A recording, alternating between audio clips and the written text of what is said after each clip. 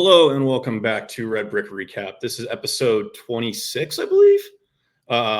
We're happy Selection Sunday. We've made it. We're on the brink of the NCAA tournament, but it is a sad day for us Red Hawk fans. Obviously, Sunday yesterday marked the end of Miami's tournament run, the end of Miami's pursuit of a MAC title in a 76-74 loss to Akron. Ted, just before we jump right into it, any big picture or gut reactions from the game yesterday? I guess initial gut reactions, it stings. I guess initial just as you could tell, I'm at a loss for words. There's really no other way to put it.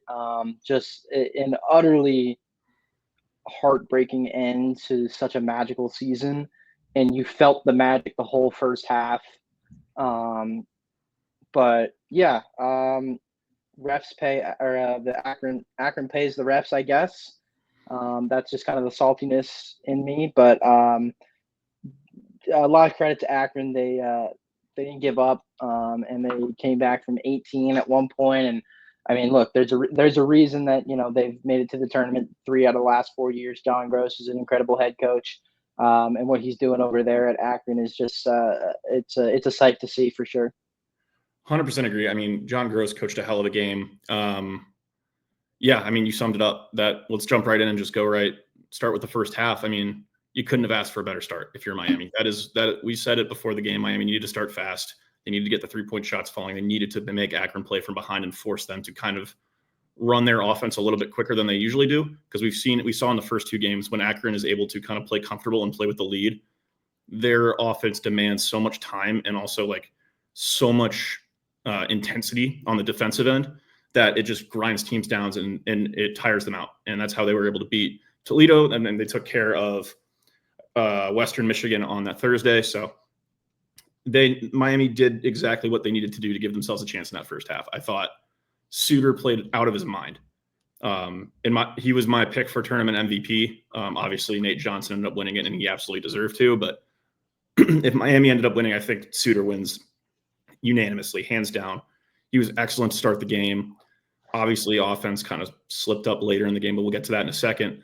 You look at that first half, and up and down the lineup, I think everyone played their role at the highest level that they've played it this season in the game where they needed to the most. So credit to Miami, that first half. I mean, you had the entire arena believing. That entire arena went silent when Miami went up 18, and it was mostly Akron fans, at least like a 6-7 to 1 ratio in terms of Akron and Miami fans. And man, they stunned that building, and it really felt there for the first 20 minutes that Miami was going to be playing in the NCAA tournament. So, I think the first half was as good as we've seen Miami play this season. Yeah, absolutely. I mean, Pete Suter, we've been gushing about him all season long. I mean, he was absolutely fantastic.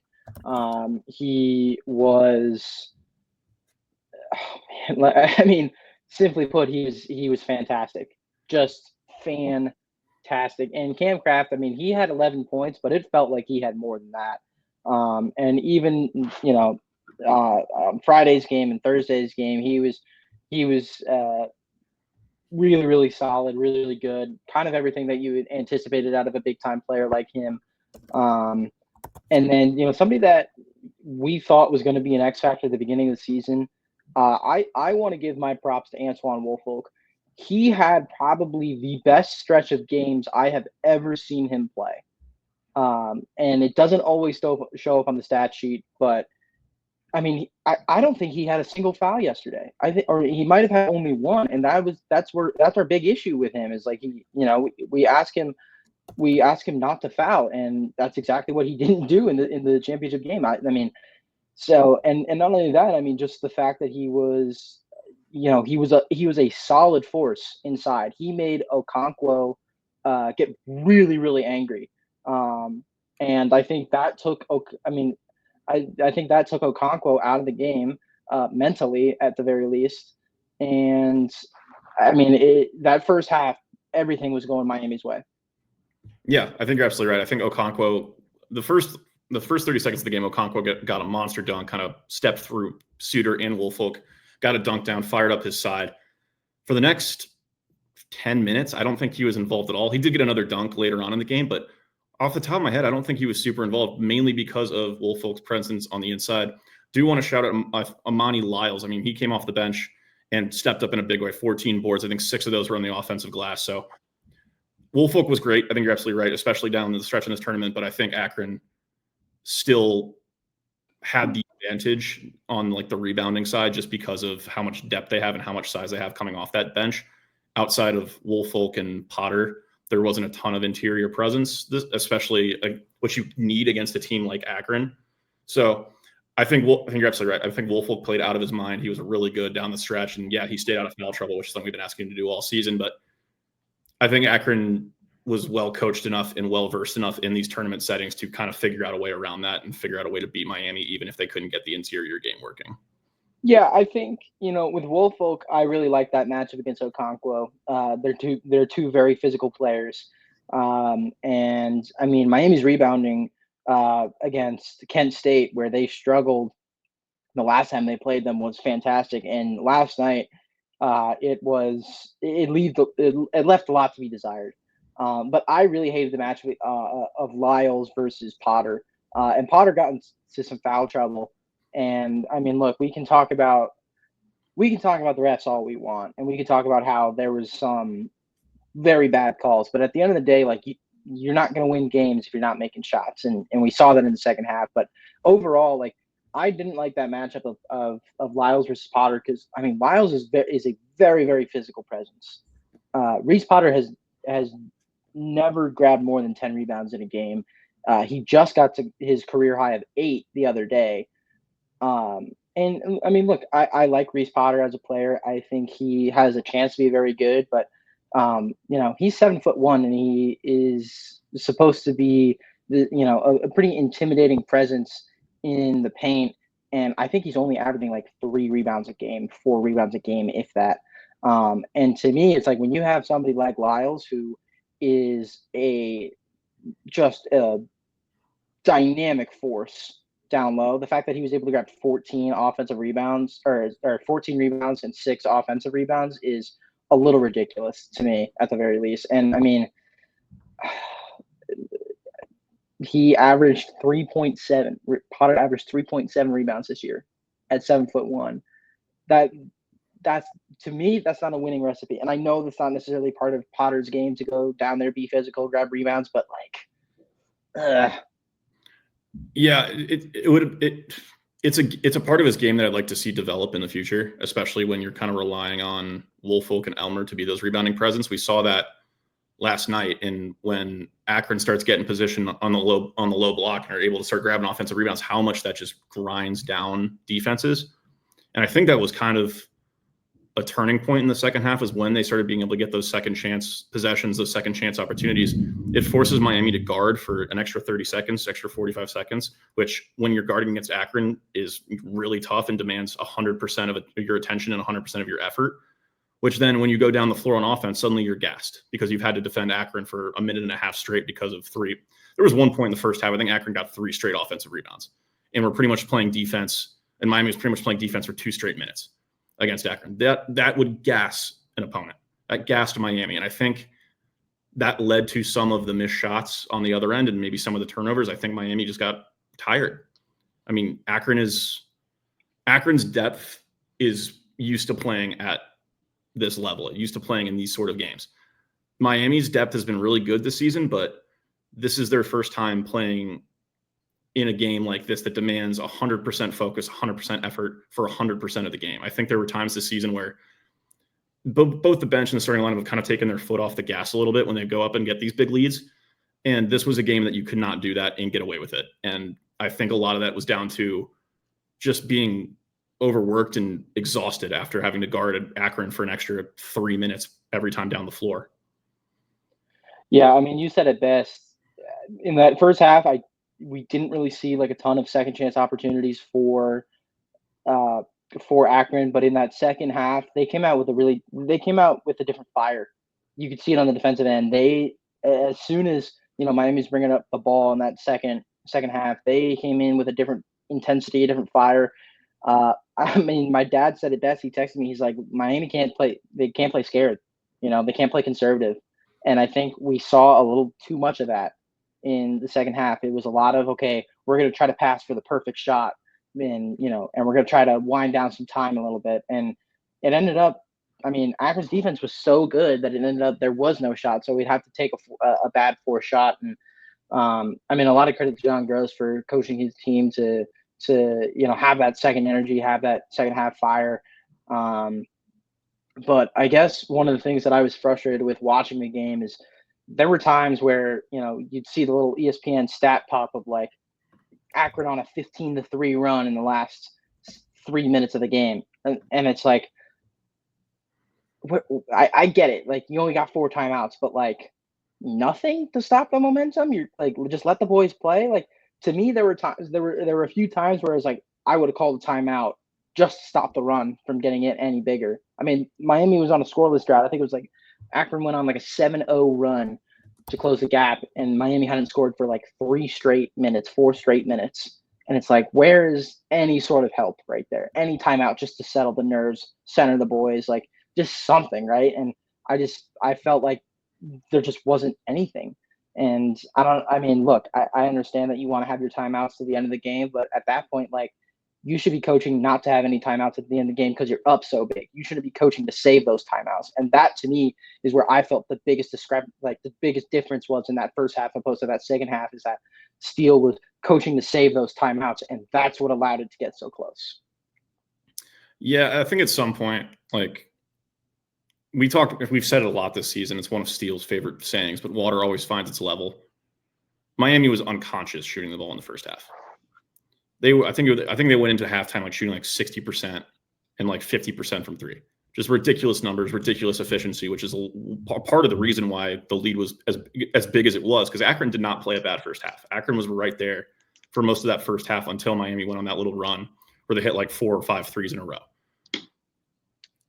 Then you kind of go to the second half, and Miami got some good looks. Like, it wasn't like they were taking bad shots. They weren't forcing up shots. There was some bad looks and some bad turnovers, but a couple of those you'd expect to go down, especially the way Miami was shooting. So I feel for the team, because like in that 1 or 2 more of those shots go down, and we have a completely different conversation on our hands.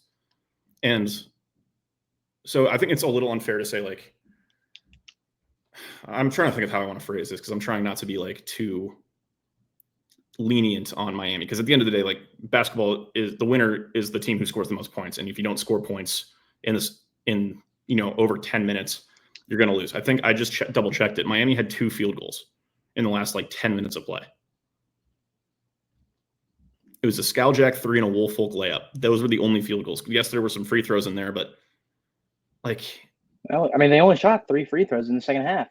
Yeah, like, I struggle to think, like, what could they have done, because like, Kraft wasn't great, so you can't just rely on him to go get you a bucket. Suter was fine, was really good in the first half. Second half kind of tapered off a little bit.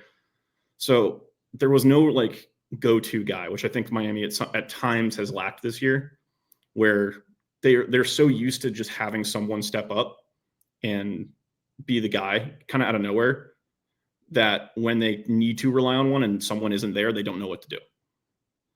And credit to guys like Evan Ipsaro. He took the game in his own hands and tried to generate some offense. I think he had 2 and 1s that were kind of huge, and obviously we'll get to that last shot in a second. But credit to him. He took the ball in his hands. He tried to generate offense, but that stat speaks for itself. You go 2 for 13 in the last 10 minutes, and you only get to the free throw line 3 times. You're going to open the door for a good team to kind of make a comeback. Yeah, they're just looking at the box score and just being able to watch that game last night. There are a couple of things I do want to point out. First of all, Miami only shot 5 free throws for the entire game. The entirety of the game, they only shot 5 free throws, and they were 0 of 2 in that first half. So, 2 points left on the table, lose by 2. I'm not saying that would have changed the outcome of the game, but never good to leave points on the table. Akron shot 16 free throws, which is a big discrepancy. But that's kind of besides the point. You talk about not having that go-to guy, and I think you're absolutely right. Suter did everything he could. people were saying he was, turned into Wally Zerbiak, which I love seeing that on Twitter.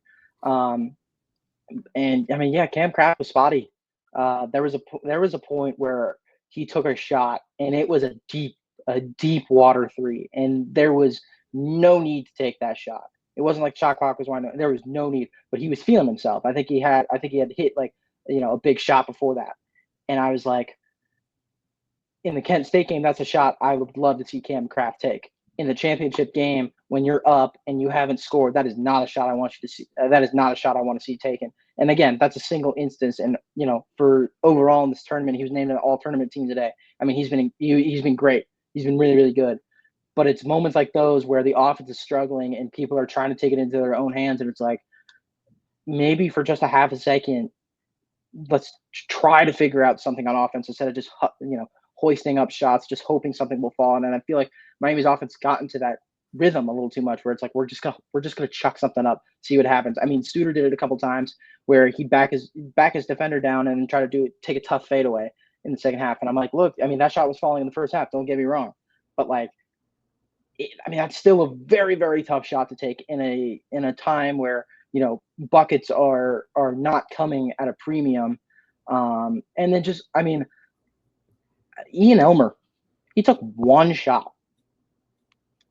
He's, for somebody who's a part of our so-called big three, as we like to say, it's kind of inexcusable for him to only have one shot in the championship game. And I understand he was in foul trouble. I get it. But he is a guy who provides so much energy on his defense. And if you can get him rolling on offense, even if you just get him a momentum bucket, he changes that entire team around.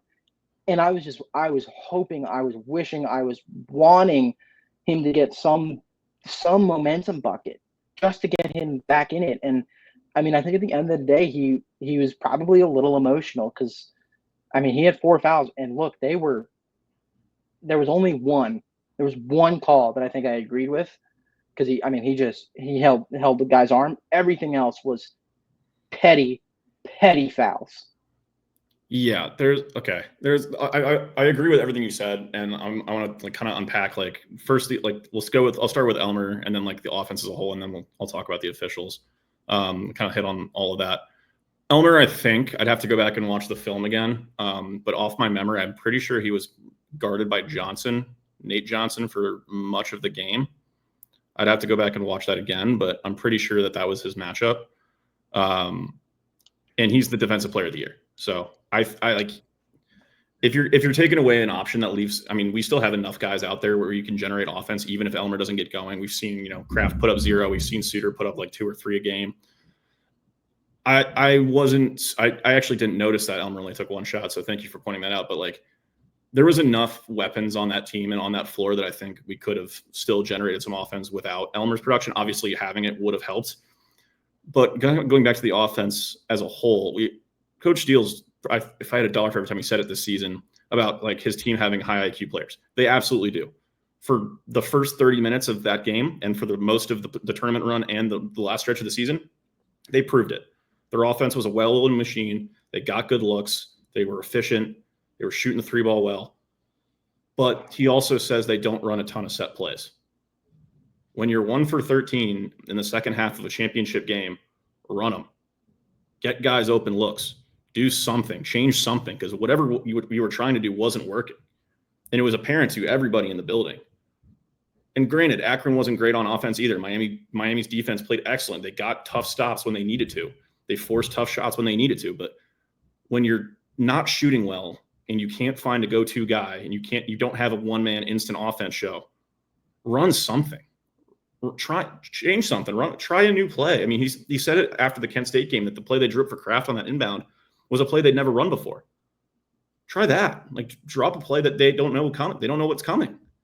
So again, I don't want to be too harsh on the coaching staff and especially on Coach Steele, because again, for the vast majority, I'd say 90% of the tournament, they were excellent. They were fantastic, and they were fantastic all season to get to that point. But in that moment, that's the difference between winning and losing a championship game, essentially.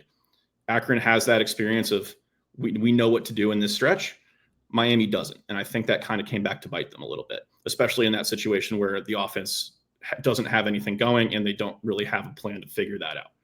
Lastly, with the officials, I've been following this team for a year and a half. I can count on one hand the amount of times Steele's brought up the officials in press conferences. Off the top of my head, I think before last night it was twice. And both times it's the same kind of thing where the differential and the difference was egregious. Steele didn't outwardly say anything about the officials. He kind of just alluded to the fact, like, in as physical of a game as it was, how did we only get 5 free throws? And he's absolutely right. I mean, Akron's the most physical team in the country. Miami plays pretty physical too, especially on defense. How in the world did Miami not get some calls down the stretch? Granted, like, the offense that they run requires a lot of like 3-point shots and a lot of open like mid-range shots. So, they're not going to the rim as often as a team like Akron does. But come on. That's ridiculous. That's egregious.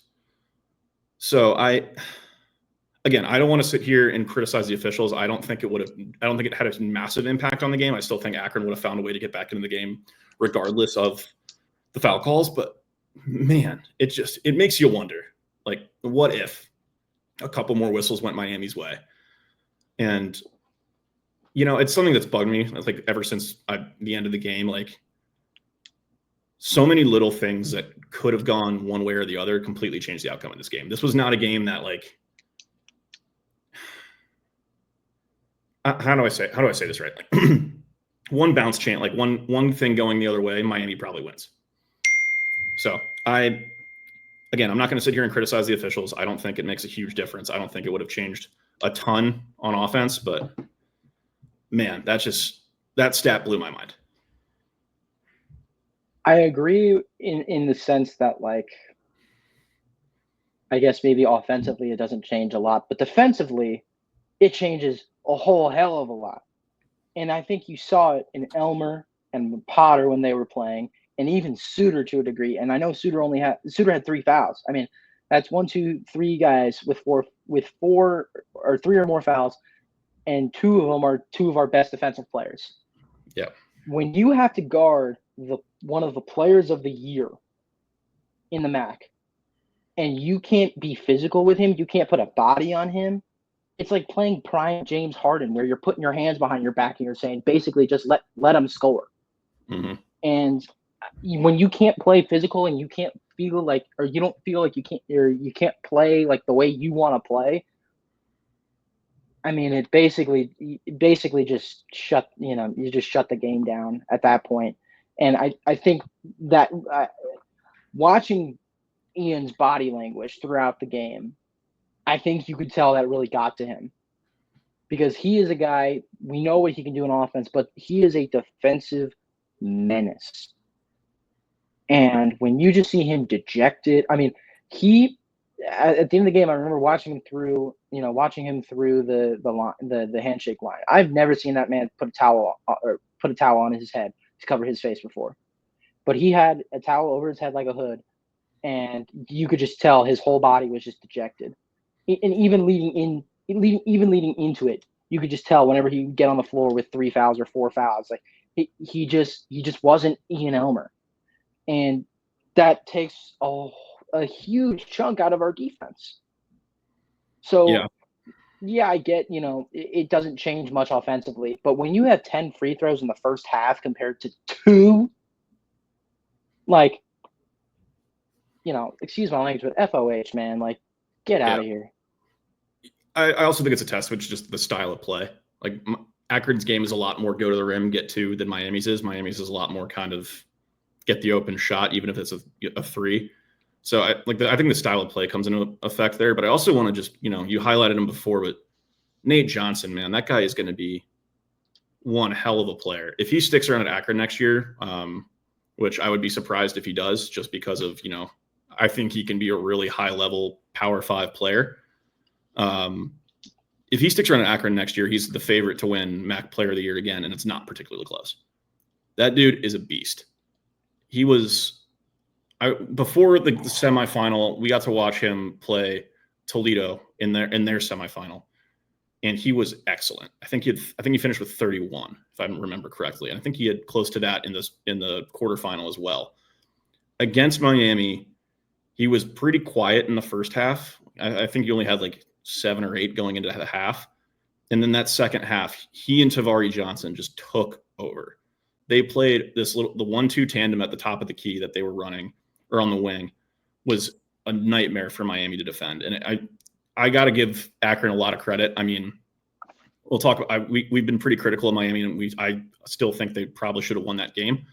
But the play of Tavari Johnson and Nate Johnson, especially in that second half, kind of, I don't want to say vindicates Miami or gets them off the hook, but it's pretty clear to see why they're as good as they were this year when those two guys are on. Because, man, when those two guys are in form and playing well, that team is just so hard to stop.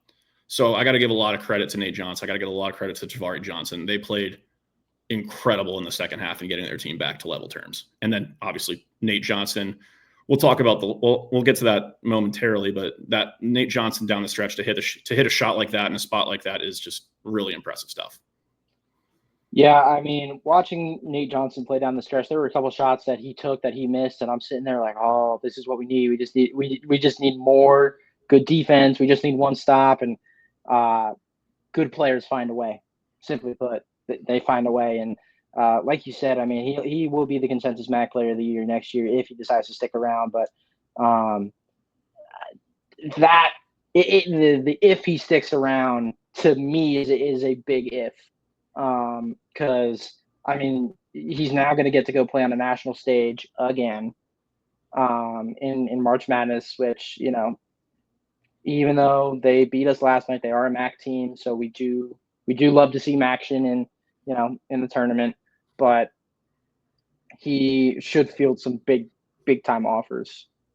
Yeah, I'd expect him to be in the SEC or the Big Ten next year. I would be shocked if he doesn't transfer out. Not, and that's nothing against Akron's program. That's just the state of college basketball right now. Yeah. That's just the economy we live in. That's the state of, the transfer portal and everything, and NIL and all that, which is a topic for another time. That might be an off-season special, but credit to Nate Johnson. That dude's going to be a stud wherever he goes, and I'm really excited to watch him play on a national stage. Let's talk about the last 35 seconds. So Miami gets the ball with 35 seconds left. They're inbounding from their own baseline. Tie game at 74. And after the game, I wish I in retrospect, I was still kind of shell-shocked in the press conference and kind of wasn't really I wasn't really focused on the moment. So I wish I would have asked him to clarify this, but from his responses and Ipsaro's comments, it sounded like the play was for Ipsaro to get downhill, get a shot up, and take enough time off the clock where Akron couldn't get a shot up. I struggle to see that rationale just because there was a 5-second differential in shot and game clock. No matter what shot you put up, Akron's going to have a shot. They also had 2 timeouts in their pocket. They could have advanced the ball if Miami had made a shot. So that rationale didn't make a ton of sense to me. Look, I take nothing away from Evan Ipsaro. He was fantastic in this tournament. He was fantastic yesterday for the vast majority of the game.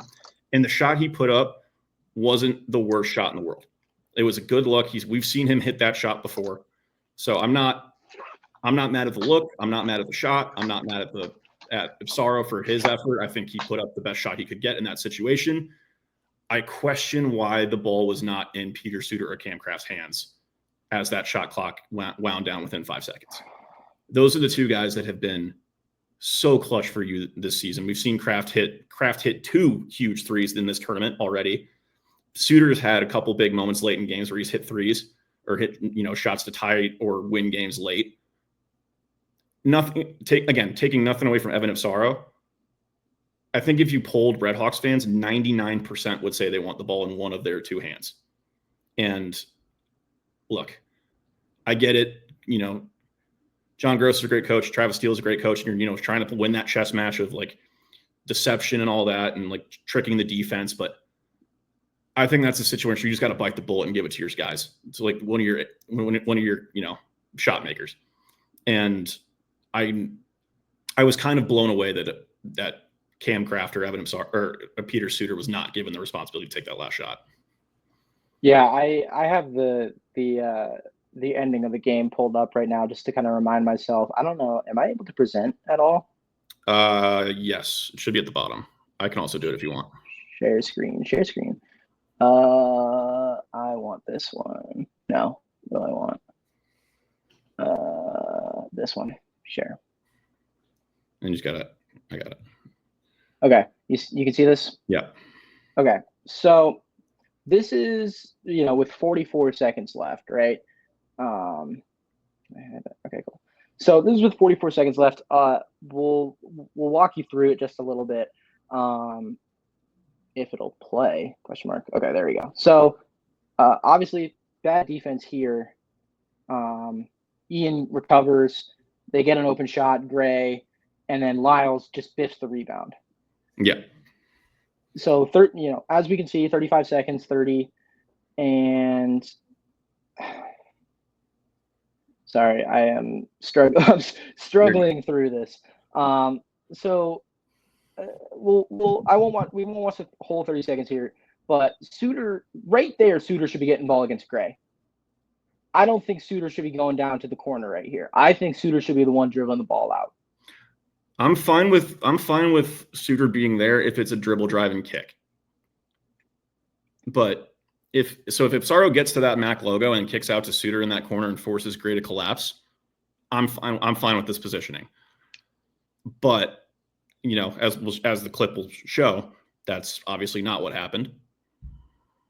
To me, the only reason I don't like Ipsaro having the ball is if Suter's been on it all night, right? He's been on it. So if I'm Akron, I don't care what another ball handler does. I'm not letting the ball get to Suter. I want somebody else to take it. So for me, from my standpoint, I already know that they don't want the ball in Suter's hands. So why not just give it to him so he can take the last shot? Because again, if you're Akron, you don't want the ball getting to him. So you're not going to do what you usually do on a dribble drive kick. You'd rather Ipsaro go 1-on-1 than have a 2-on-1 Ipsaro kick, which we know he's good at, and I know Gross knows he's good at, and kick it to Suter, right? So that's where I'm coming from. And then as we can see on this play, right, there's they move with 10 seconds left on the shot clock. I mean, this is incredible defense right here. Incredible defense. Yeah. And if I'm Ipsaro, there is nothing going on. I mean, Woolfolk is technically open, but I don't think you want Woolfolk taking a 3 to win the game. Although I personally would have loved that. Again, Ipsaro knows he's got essentially 2 on him with Lyles, and I am not making out that number. I think it's Tavari Johnson. And then Gray's in the corner. Gray did exactly what he's supposed to do. Do not collapse. And then I don't like that shot at all. I don't care if he's made it. I don't like it. There's 5 seconds on the clock. Tavari Johnson is all over him. And I mean, good on Elmer and Kraft and Woolfolk for going and trying to crash the board. I don't like that shot at all because there is nobody around to get a rebound, even if they're crashing. There was nobody there. Everybody's out on the wing or on the perimeter. So if you miss that shot, at that point, if you're all on the perimeter, just get the fuck back. Like, because then we saw what happened. They all crash. Suter's the only one who leaks out. Woolfolk hits the ground. Nate Johnson is wide open, and it's a 2-on-1 going the other way, and just a lovely Euro step from Nate Johnson. That is a fast, slow, beautiful move. And then I don't blame Suter for this because again, it's a high critical situation. So the psychology of it is like you're not going to be making the right reads. But like if I'm Suter, he's making a look at Kraft right here. Right, you can see his eyes are looking at Kraft. Get the ball to Kraft. He waits a second to let Akron set up, and then he gets it to Ipsaro. If I'm Ipsaro, dump it back to Suter. Let Suter take a shot. I mean, Elmer wasn't paying attention. I mean, it just I don't know. I didn't like how that breakdown. I didn't like how that ending went. And again, I think I say all this with a grain of salt. It is a lot easier to be at the computer and breaking this down, and you know, not being in on the floor in the moment with those guys, right? I'll never have to go through something like that. But to me, there was on that last shot, there was definitely some oversight, I think. Yeah, no, I agree. And again, I think you're absolutely right. Like, we are very much Monday morning quarterbacking this and, kind of nitpicking a lot of, like, that was, 15 seconds of action that we, took 5 minutes to explain. So obviously the thoughts are going a lot quicker in someone's head who is on that floor in front of 10,000 fans who are not on your side. So I think, again, like, you're absolutely right. I don't love the shot. I don't love that it was taken with 5 seconds left. That's my biggest gripe, is the shot was taken with 5 seconds left. I'm fine with that shot if it's right at the buzzer and, you're forcing Akron to get a tough shot late. 5 seconds is a lot of time. You can make that right turn, get it to Suter for a corner shot, or do something. But like, leaving Akron 10 seconds with 2 timeouts in a tie game, that is borderline inexcusable in my eyes. That is, yeah, that's just, you can't do it. You can't let the game come down to that, especially after playing so well all game. I will also say, with the caveat of, Miami's offense was not rolling and was not hot going into that. There was a lot of possessions that look exactly like that, where Akron's defense was just dominant. So credit to Akron's defense. They did their job. They absolutely handled that situation perfectly.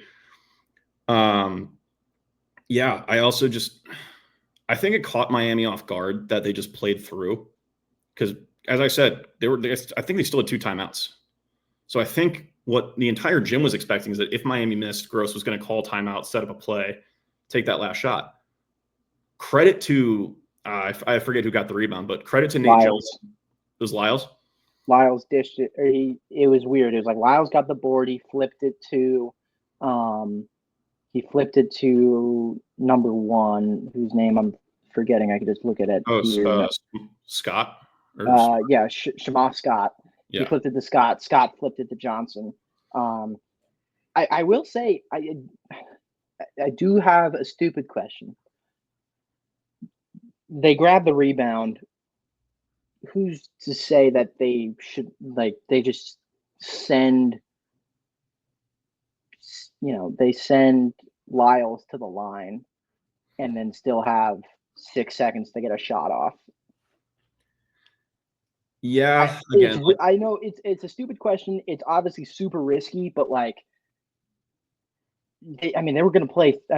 The way that they were running, they were playing through. So anything to stop the fast break. I don't know. Yeah, I feel like it's just Monday morning quarterback at that point, where Steele is out of timeouts. Yeah. So you can't stop. You can't do anything in that situation. And I think it was just a matter of a team that's been there versus a team that hasn't. Yeah. In that situation, I think Akron is. What struck me towards the end of that game was just how calm everyone on the Akron side was, even when they were down big in the first half, and even when they were in that situation at the end of the game. The calm and the lack of panic and the lack of, what's the word I'm looking for? The lack of anxiety that they had around that. Just their body language and their demeanor just screamed confidence in that situation, which is what you get when you've been through this situation so many times. So, yeah, I think it was just a matter of, Akron's been there. They've done that. They've, been there, done that, got the T-shirt. Miami hasn't. So I think going forward into next year and beyond, if Miami is able to retain most of their guys, which we'll get to in a second after this, that they're armed with that experience of, okay, this is how to play in big games. They're armed with that experience of, okay, this is how we reacted when we started losing momentum. Here's how we fix that next time.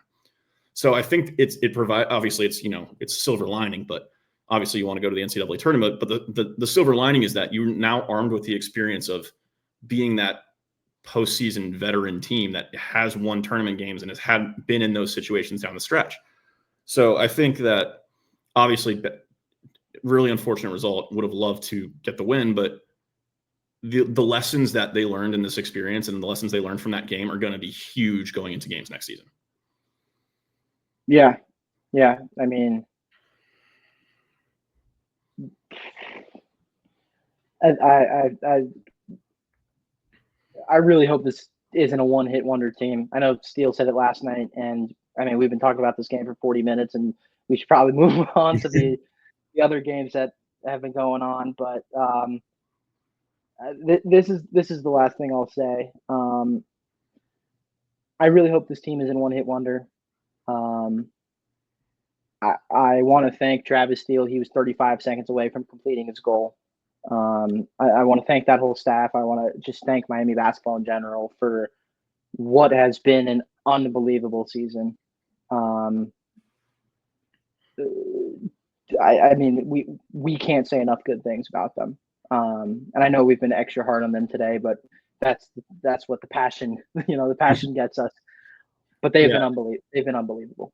Yeah, I just want to echo that point, and I'll talk about it a little bit more at the end. But yeah, huge shout out to Coach Steele, that entire staff, all the players for a hugely successful season. I mean, we've said it a couple times this season, but the culture around Miami basketball has completely changed, and a lot of that is due to the performance this year. Obviously, I want to talk about the women's team too. Obviously, not as long of a tournament run. Got eliminated on Wednesday, but just another real. We've said it a million times, and we've said it once. Coach Box has done an excellent job getting this program to the level that they're at after just 2 seasons. And the sky is the limit for that team. They're a young team. They're, a fun team to watch. They're exciting. They play really darn good defense. So, I mean, both of these teams are just armed with a wealth of knowledge and experience and another, season of being battle tested to really go make a run at it in both the women's side and the men's side next year. So I'm really excited. It'll be a lot of fun. But moving swiftly on, I do want to talk about Akron as, a projected 13 seed in the tournament. Obviously, we wish that was Miami. I'd be interested to see what seed Miami would have been if we had won that game. But Akron is a strong 13 seed. If I'm watching that Akron team, I'm terrified if I'm the 4 seed that has to play them. And I think I looked at it before. The 4 seeds are right now projected to be Arizona, Maryland, Texas A&M, and Michigan. I'm not going to say anything. I got to see what the bracket looks like first, but I might be taking Akron in that first round game. I think it depends on who they play. Personally, Akron's the shortest team in the nation. They are advertised they're the shortest team in the nation. We saw Miami go up against Michigan when Michigan was not at their full potential. They're going to be running Danny Wolf and Vlad Golden. Yeah. That is not a favorable match for Akron. I don't care how many threes they shoot. Yeah. That is not a favorable matchup, especially Akron's one of the fastest teams in the country too. But Michigan, they love to play a slower pace.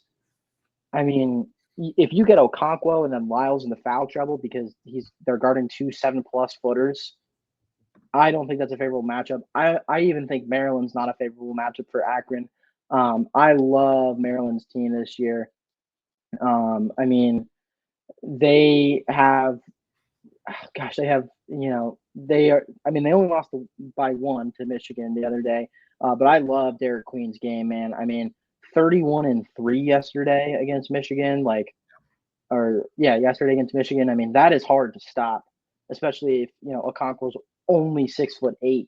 And I mean, we saw it happen last year with, Enrique Freeman, like Creighton, Ryan Kalkbrenner just went to town on Enrique Freeman. And Akron shot a lot of threes last year. So I think if they go up against Michigan or Maryland, personally, I'm taking one of those 2 teams over them. But if they go up against, who'd you say? You said Texas A&M and it was A&M and Arizona were the last 2. Yeah, if I'm Arizona or A&M, I don't like that matchup.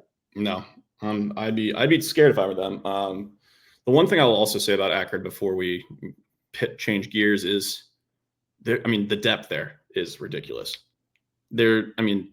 Steele said that Miami's the deepest team in the MAC. Akron gives them a good run for their money.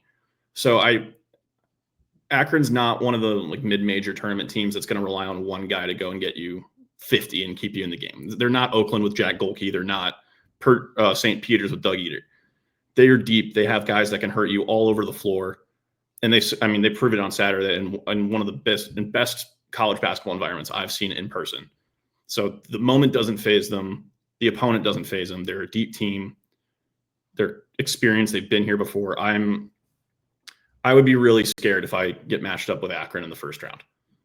Obviously, anything after that's kind of a crapshoot, depending on how the rest of the bracket shakes out. But man, I'm excited to see them perform in the tournament. To be frank, obviously, kind of unfortunate it's not our guys and not our team. But as you said, like they're a MAC school. You want to see the MAC do well.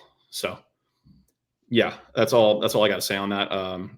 The selection show's coming on here in about 2 hours, so all of that mystery will be taken away pretty shortly after we're done recording. But yeah, I'm excited to see them play. Yeah, I mean, I think 50% of the teams should be scared of them, 50% shouldn't. So I think it's that's obviously pretty good for a MAC school. Yeah, you're absolutely right. We've talked a lot about MAC basketball and Miami basketball on this show, as we should as a Miami show. But real briefly, let's jump around. And are there any other teams that you're looking forward to, like sleepers or underdogs you're watching going into Selection Sunday and the tournament next week? I don't know about you. This is the most college basketball I've ever watched in one season. I feel a lot more well-versed than I have in previous seasons. So I'm really excited for Selection Show. I'm really excited for the tournament to start up. I've got a couple of teams I want to look at, but I'll let you start. Anyone that really sticks out to you looking at the projected bracket? So I would say this is probably one of the few years where I'm not as well versed as I want to be, probably because I've been focusing so much on Miami basketball and kind of playing the whole like, oh my gosh, we're gonna get to March Madness and then I'm just gonna pick them to win everything. But no, I mean, I've watched a ton of college basketball this year. The teams that I would consider some sleepers. I'll start with the first four, and then I'll move my way to the actual bracket. I think Vanderbilt is a very, very good team coming out of the SEC, or I guess I should say a very good sleeper team coming out of the SEC. They have a couple of top 10 wins this season. I think they could make some noise as an 11 seed. Xavier, I think, is probably my pick to move forward in that first four as well, just because they are on an incredible run as of late to make the tournament. But those are the first four. I don't really care about, nobody really cares about the first four in all honesty, like to be frank. But yeah, I mean, we've talked about Akron being a possible sleeper. I think New Mexico with Richard Pitino, they have a very, very strong team down there. And I think they could definitely make some noise. I'm looking at the bracket right now. Colorado State is a bid stealer. They just got a big win over Boise State last night. And they play Clemson, and Clemson's been looking a little shaky as of late, coming out of the ACC.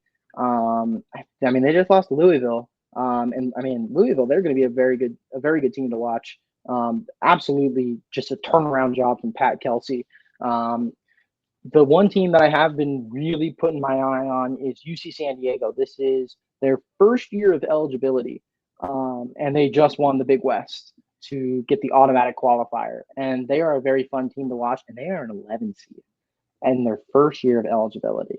Yeah, they look really good. And then I'm trying to think of anybody else. Oh, McNeese State. They play Purdue. Purdue has been prone to some March Madness upsets, and the way that McNeese has been playing and everything that's been going on with them. Shout out Amir Khan, first ever basketball manager to get NIL deals with major companies. He got one with Insomnia Cookies, Buffalo Wild Wings, and then there was one other one that I'm forgetting. It was Tic Tac, wasn't it? Might have been. But I think McNeese could be a sneaky team to watch. I think they want to get revenge for what happened last year versus Gonzaga. Everybody was kind of picking them as an upset team, and then they just got their teeth kicked in. But yeah, those I would say are probably my sleepers. Yeah, I mean, it should be a very fun bracket this year, I think. Yeah, I think you're absolutely right. A couple teams I want to highlight before we, get to wrapping up the show. UNC Wilmington, according to this bracketology thing I'm reading, is slated to play against Kentucky in the first round. We know Kentucky's issues in the NCAA tournament of recent have been well documented. UNC Wilmington's coming off a really strong tournament run where they beat Delaware in the final. Also, shout out Delaware, by the way. I think they were a 12 seed in the CAA tournament, went all the way to the final, and only lost by 4 to the number 2 team in the conference. So shout out the Blue Hens. But yeah, no, I think UNC Wilmington is a team I'm keeping my eye on just because we know what Kentucky is sometimes prone to do in the tournament. So don't count them out. Who else was I looking at?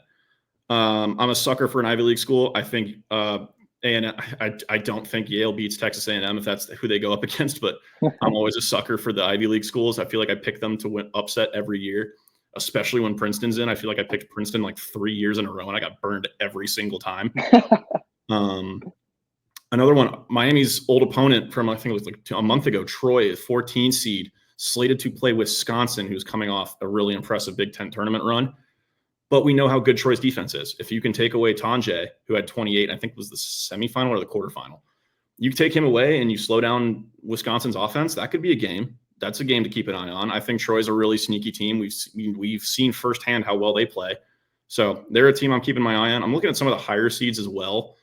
Obviously, like I'm looking at this on the East bracket, an absolute mid-major powerhouse matchup and the 7-10 game between Gonzaga and VCU.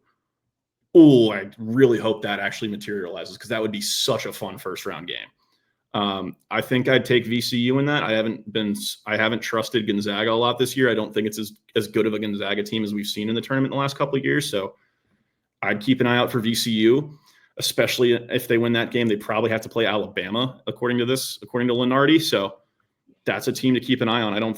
Alabama, of course, really good this year, powerhouse program, some really huge wins, but again, what is their pedigree in the NCAA tournament as good as it is in football?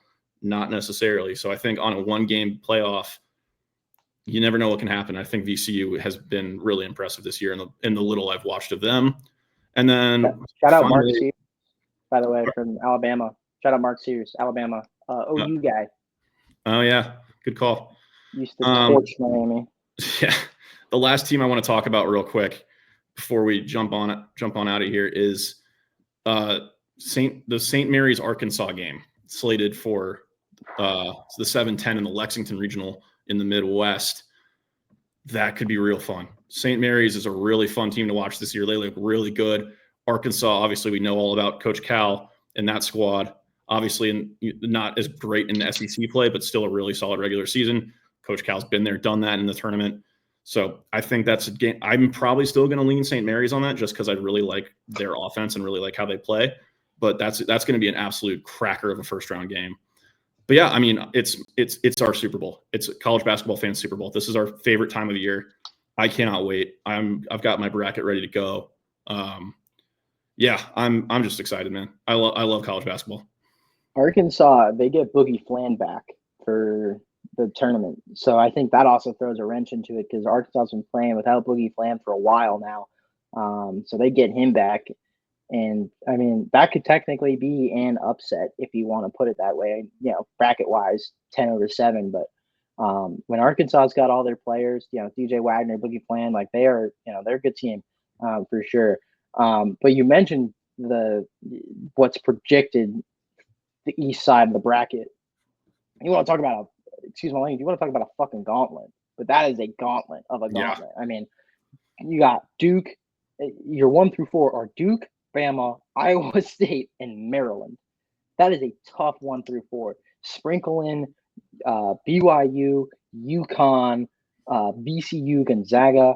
I mean, that is not that is not fun at all. Oh, and Drake's been a powerhouse too. I mean, obviously they'd have to be Ole Miss, but like Drake is also a sleeper to keep an eye on.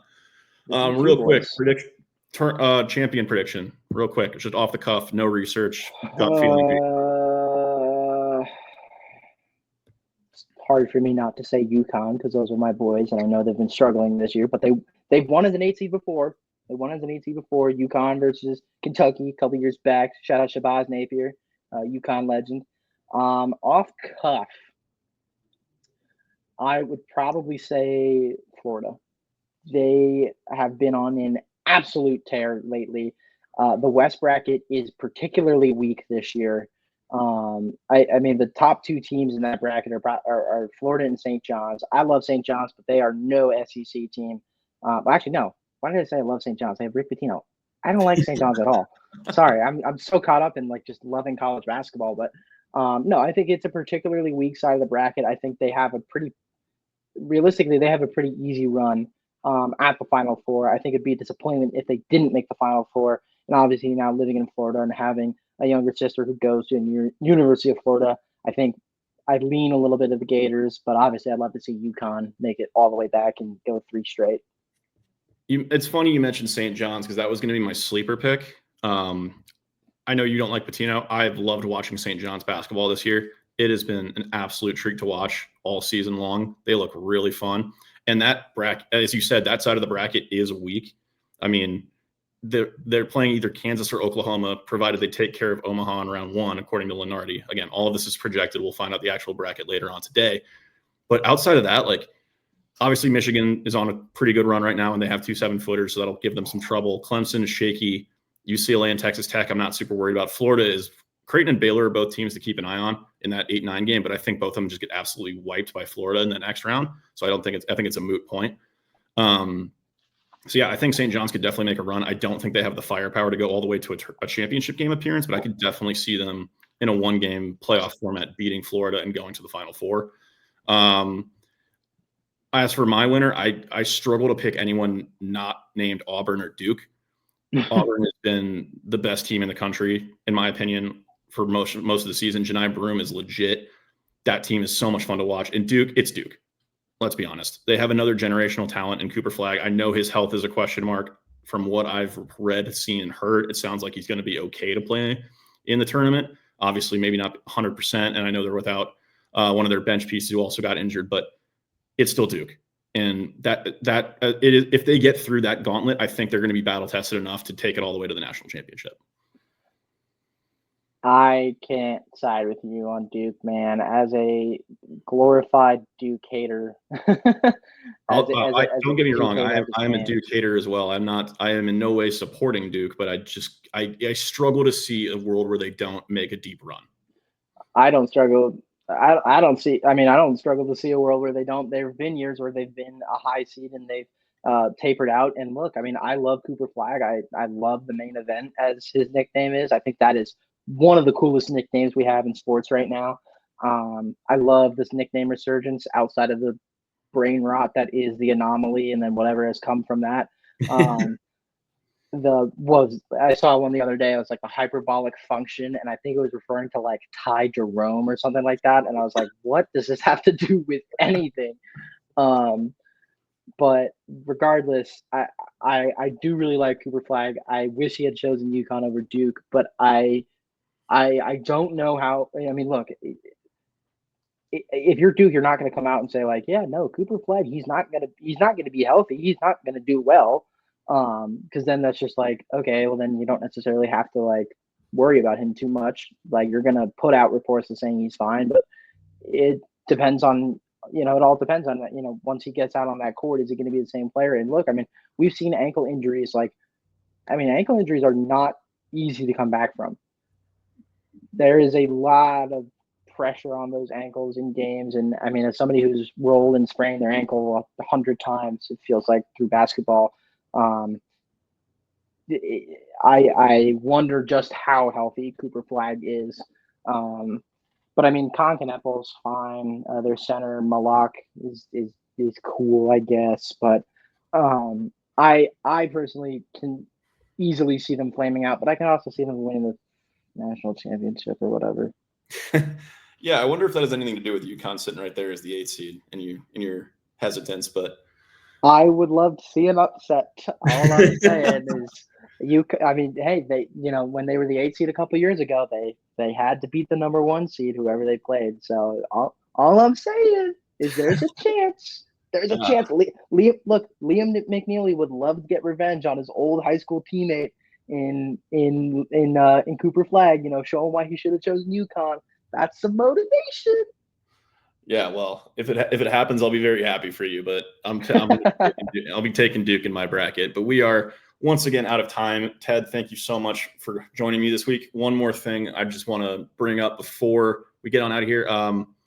Yesterday's game was my last game as a writer for Riverfront U. It's been a blast. Thank you to everyone for supporting my work over the last year and a half. I loved doing it. I love bringing Miami stories to life and giving them to you guys. That said, the podcast is not going anywhere. We're still doing the pod every week. We'll be still here once a week, giving you all the latest in Miami news. We'll be doing that through the end of the school year, and then we'll be handing that off to two guys who you will meet in the very near future. We'll have them on in the coming weeks. But in the meantime, thank you all for reading what I do for the last year and a half. It's been a lot of fun.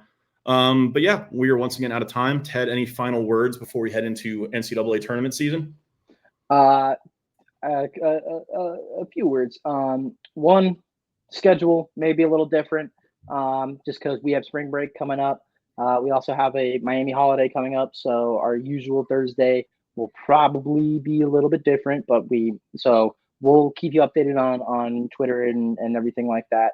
But yeah, Jack's last game as a writer. Technically, it was mine because I filled in for a couple of games here and there. But this is it for Miami basketball for me.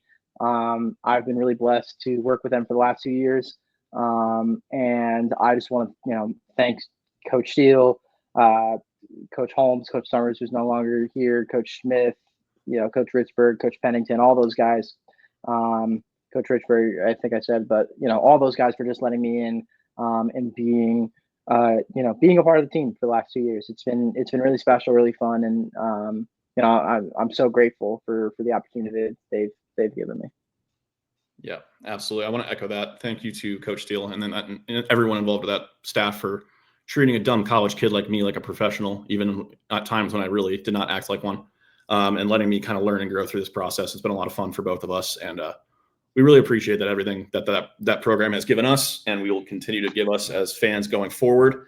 But for now, we will be signing off this week. We'll see you. Well, we'll let you know when we're going to be on next week, but we'll see you next week at some point at not the same bad time and not the same bad channel. But in the meantime, enjoy your weekend or enjoy your week and go Red Hawks.